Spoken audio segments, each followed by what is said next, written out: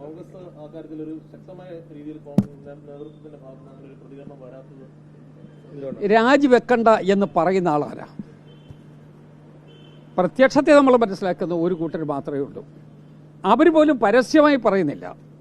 അവരുടെ വനിതാ നേതാക്കന്മാരിൽ ചില ആളുകളും പറയുന്നുണ്ട്. രാജിവെക്കണ്ട എന്ന് തീരുമാനമെടുത്ത കേരളത്തിലെ ഏതെങ്കിലും ഒരാളുടെ പേര് പറയാമോ? സ്വാഭാവികമല്ലേ, ആ നടപടിയിലേക്ക് പോകണ്ടേ. പക്ഷേ അത് ഇംപ്ലിമെൻ്റ് ചെയ്യാൻ CPM തയ്യാറാകുന്നില്ല.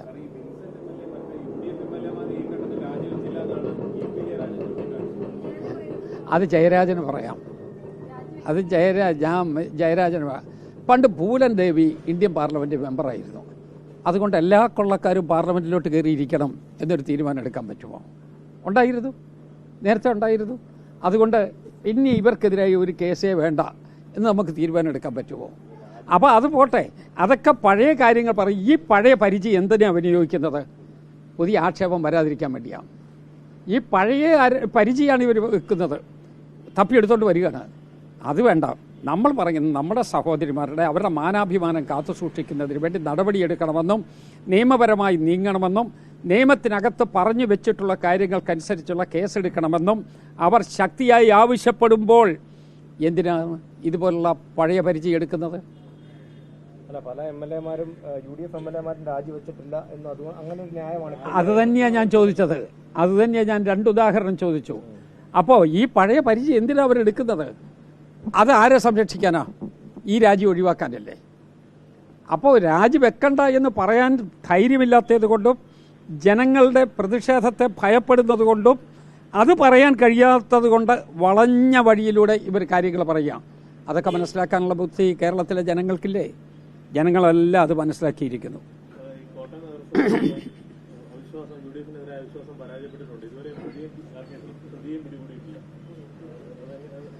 യഥാർത്ഥത്തിൽ അവിശ്വാസ പ്രമേയവും പ്രതിയുടെ പിടിയും രണ്ടും രണ്ടാണ്. പ്രതിയെ പിടിക്കേണ്ടതാരാ? ഗവൺമെൻറ്. അപ്പോയിൻറ്റിംഗ് അതോറിറ്റി ആരാ? ഗവൺമെൻറ്. സാക്ഷാൽ പറഞ്ഞാൽ നമ്മളുടെ ഇവിടെ മുനിസിപ്പാലിറ്റീസ് വകുപ്പിൻ്റെ ഡയറക്ടറാണ് ഇതിൻ്റെ അപ്പോയിൻറ്റിംഗ് അതോറിറ്റി. ആ അപ്പോയിൻറ്റിംഗ് അതോറിറ്റിക്കല്ലേ ശിക്ഷ നടപടി എടുക്കാൻ അധികാരം?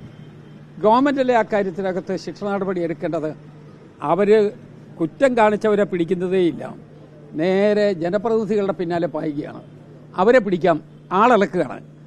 അങ്ങനെ വലിയ ഉത്സവ പറമ്പിൽ ബഹളം ഉണ്ടാക്കുന്നത് പോലെ ഒരാളിനെ പിടിക്കാൻ ഇവർ ഇറങ്ങിയിരിക്കുകയാണ്. ആരാ നടപടി എടുക്കേണ്ടതാരാ? എവിടെ പോയി ഈ പ്രതി? എവിടെ? ഞങ്ങളുടെ ചോദ്യം അതാണ്. ഈ പ്രതി എവിടെ? കേരളത്തിനകത്താണോ? കേരളത്തിന് പുറത്താണോ? ഇന്ത്യക്ക് പുറത്താണോ? എവിടെ പോയി? ഈ പ്രതിയെ വാണ്ടഡ് ക്രിമിനലായിട്ട് പ്രഖ്യാപിച്ചിട്ടുണ്ടോ? ഈ പ്രതിയുടെ വാണ്ടഡ് ക്രിമിനലാണെങ്കിൽ പത്രത്തിൽ പരസ്യം കൊടുക്കണ്ടേ? എന്തോ അവരെടുത്തോട്ടെ, ഒരു കുഴപ്പമില്ല. ഞങ്ങളുടെ ഒളിപ്പീര് പണിയൊന്നും ഞങ്ങൾക്കുള്ളതല്ല. അവർ അത് ഒപ്പിക്കാൻ വേണ്ടി അവർ ഒളിപ്പീര് പറയുന്നതാണ്. അതൊന്നും നടക്കില്ല. അതൊക്കെ പഴയ ഏർപ്പാട്. ഈ പുതിയ തലമുറയോട് ആ വർത്തമാനം പറഞ്ഞിട്ടൊന്നും ഒരു കാര്യമില്ല. എവിടെ പോയി? അപ്പോൾ ഒളിപ്പിച്ചു എന്നുള്ളത് സമ്മതിക്കുന്നല്ലോ, ഒളിപ്പിച്ചു എന്നുള്ളത് സമ്മതിക്കുന്നല്ലോ. എങ്കിൽ ഇന്നത്തെ കാലാവസ്ഥയിൽ ഒളിപ്പിക്കാൻ പറ്റുന്ന ആളുകൾ ആരാ? ആർക്കാ അതിനുള്ള ശക്തി? ഞങ്ങൾക്കില്ല. ആർക്കാ അതിനുള്ള ശക്തി? പിടിക്കാത്തിടത്തോളം കാലം ഒളിച്ചതാണ്. ഇവർ പറയുന്നതനുസരിച്ചാണെങ്കിൽ ഒളിപ്പിച്ചതാണ്. എന്നാൽ പിടിക്കാനുള്ള ശക്തി അവർക്കല്ലേ? അവരല്ലേ ചെയ്യേണ്ടത്? അവരത് ചെയ്യുന്നില്ലല്ലോ. അവിടെ സർക്കാർ നിയോഗിച്ച ഒരു ഉദ്യോഗസ്ഥൻ അവിടെ കാണിച്ച കൊള്ളരുതായ്മയ്ക്ക് ആ ഉദ്യോഗസ്ഥനെതിരെ നടപടിയെടുക്കുന്നതിനും സമരം ചെയ്യുന്നതിനും പകരം ജനപ്രതിനിധികളുടെ പിന്നാലെ ഇവർ നടക്കുകയാണ്, ബഹളം ഉണ്ടാക്കി. ഏത് യുഗത്തിലാണ് ഇവർ ജീവിക്കുന്നതെന്ന് എനിക്ക് മനസ്സിലാകുന്നില്ല. പരസ്യമായിട്ട് ചോദിച്ചല്ലോ അവർ പരസ്യമായിട്ട് ചോദിച്ചല്ലോ പിന്തുണയ്ക്കണമെന്ന്. അതിനെക്കുറിച്ച് ഉണ്ടായ ബഹളം വേറെ കിടക്കുകയല്ലേ. ഞങ്ങൾ ഈ കാര്യത്തിനകത്തൊക്കെ വളരെ സുതാര്യമായ കാഴ്ചപ്പാടാണ്. ഞങ്ങളിവിടെ നടക്കുന്ന വികസന പ്രവർത്തനം നടക്കട്ടെ.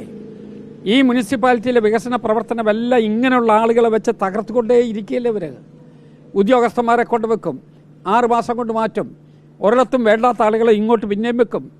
അവർ കസേരയുടെ മേളിൽ തപസ്സിരിക്കുകയാണ്. ബാക്കിയുള്ള ആളുകൾ ഫയലിനകത്ത് കിടന്നുറങ്ങുകയാണ്. വികസന പ്രവർത്തനം ഇല്ലാതെ പോവുകയാണ്. ആർക്കാ നഷ്ടം?